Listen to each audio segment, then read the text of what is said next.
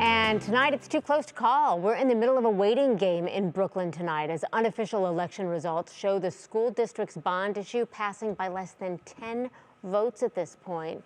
And the count doesn't include all mail-in and provisional ballots, so it's a fluid situation here. And education reporter Danielle Wiggins spent the day talking to Brooklyn voters and school officials about what's next. The waiting's the hardest part. Voters and school officials in Brooklyn are learning their own lesson on patience. It's scary that it's that close. As the Board of Elections has the bond issue for Brooklyn City Schools unofficially passing by just 6 votes. Every vote does count, and to hear that it's by 6 makes me proud and happy that I went out yesterday and did what I needed to do. Brooklyn voters Dan DiCicco and Jennifer Plachy say they both voted for the bond issue that would generate $20 million to renovate district buildings and cost taxpayers an additional $104 annually for every $100,000 of their home's value.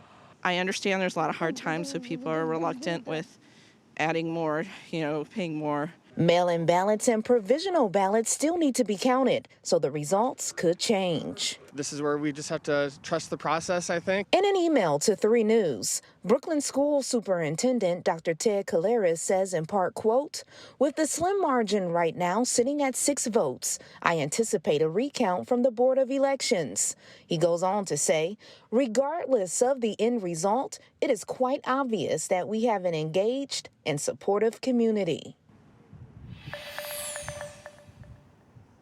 And the Cuyahoga County Board of Elections will not release official results until April 9th when all of those mail-in and provisional ballots can be counted. So it looks like we won't know until then if a recount will be initiated for this bond issue here in Brooklyn. All right, Danielle, you've been all over this, knowing, of course, Brooklyn wasn't the only district impacted by yesterday's election. So talk to us about the status of some of those other major levies and bonds.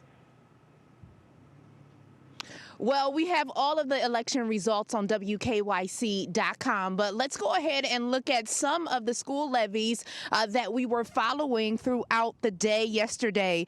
Now, as we look here at the screen, Medina, Strongsville, Garfield Heights, and Nordonia City Schools, well, all of their levies failed. But, Christy, we do want to highlight levies that passed. Elyria, Kirtland, and Cuyahoga Heights City Schools all saw their tax levies pass. And again, we have all of that information for you on WKYC.com.